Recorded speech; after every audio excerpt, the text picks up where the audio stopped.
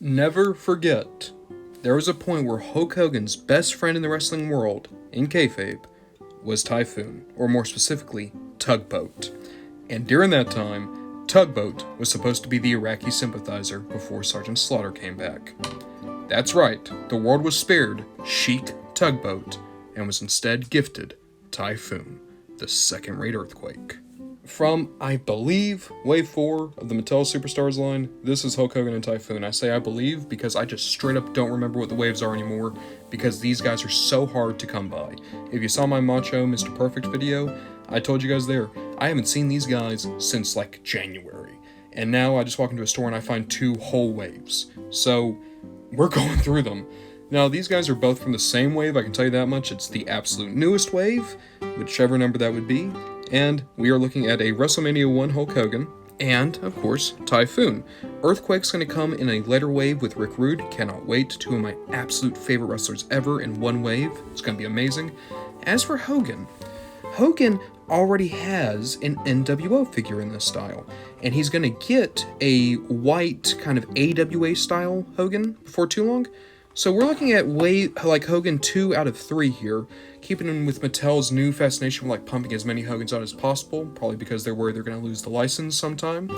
So with all that said, I'm really excited to see just what these 2 bring to the table, even though both of them kind of represent figures that I am more excited for, you know, AWA Hogan and Earthquake in particular. Getting Hogan out first, and kind of like a $1 Million Man who came in a full suit, Hogan just looks really weird with the full cloth outfit. It's just the nature of how stylized these proportions are. The Superstars line are using body pieces from the He-Man Origins line, which is because, you know, these figures are inspired by Remco AWA figures that were themselves He-Man ripoffs. So I understand why the costumes look weird, but at the same time, it's worth noticing. At the same time, I just want to point this out. So you have a Hulkster bandana and a crucifix necklace. Those are both reused from his Ultimate Edition figures. The crucifix necklace in particular has been showing up on a lot of Hogans recently. Not that I'm complaining, it's always nice to get extra accessories. So, you take the clothes off here in the back, similar to most Mattel shirts these days, and boop, we can just take the pants off the legs. A thing that I'm already really liking, and this is thankfully a trend that they've kept from the NWO Hogan, is for some reason they are remembering Hogan's like hot dog tan, which is more than I can say for most of the other Mattel lines, where he might just randomly show up as a really pale figure in a lot of waves. I don't know why this line is more consistent about it. I guess they could just be reusing the body from the NWO Hogan, right? Because all you'd have to do is change the costume for that. But overall, once you get it out, let's just go and take the bandana off too, and the crucifix. You do get a really nice ring gear Hogan. My only problem is, look at the hair, those lines. Those are so ugly, and it's to make way for the bandana. If I could have chosen between having a more consistent head sculpt or the bandana, I would have chosen the better head sculpt.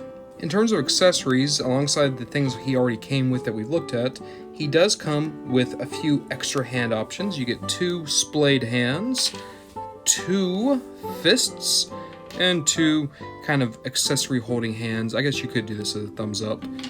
So, despite the fact that he has a good number of accessories, right? He has less than Mr. Perfect. And he has less meaningful accessories than most. Like, sure, he has this tracksuit, which is kind of cool. But then other than that, it's a lot of reuse and then just the generic standard hand options.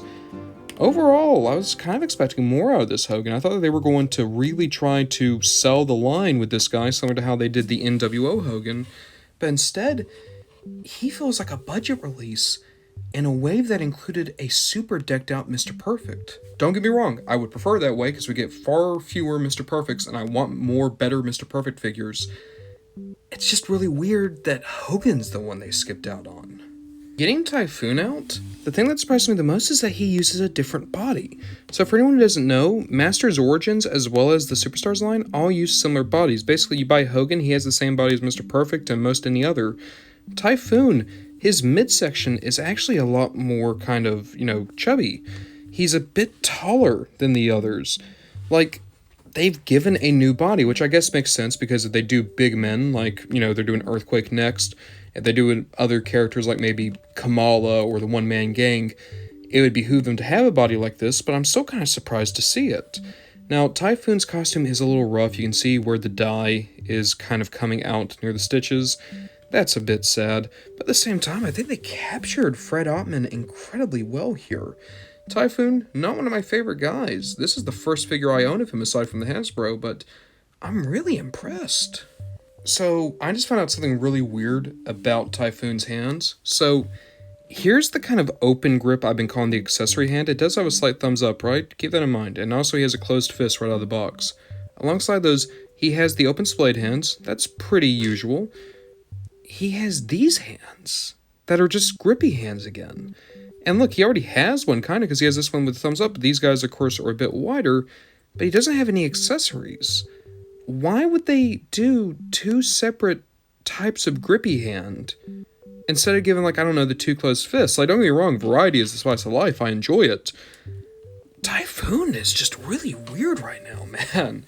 I feel like Typhoon had to have been someone's pet project, right? Like, someone at Mattel, Typhoon, Fred Ottman, Shockmaster, whatever it is, was like a one of their personal favorites, and they're putting a little bit extra effort into this guy. I love to see it. I'm just always, kind of in awe, especially coming off the fact that Mr. Perfect definitely seems to have had more budget given to him than Hulk friggin' Hogan.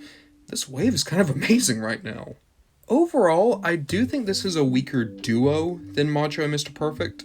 Those two I still stick by being some of the best figures the Superstars line has ever put out. These guys are a little bit more run-of-the-mill, especially the Hogan. The Typhoon surprises me just because of how much has gone into the figure, but he's still not necessarily a standout. He's just better than I thought he would be, whereas the Hogan is worse than I thought he would be. So overall, the vibe of this video is just kind of meh, and that's kind of these figures. They're decent. If you see them and you like Hogan or Typhoon especially, or you just want to fill a hole in the collection, pick them up, but whereas Mr. Perfect and Macho, I was like, oh, these are must-haves. These definitely feel a bit more like you buy them just to fill up the shelf,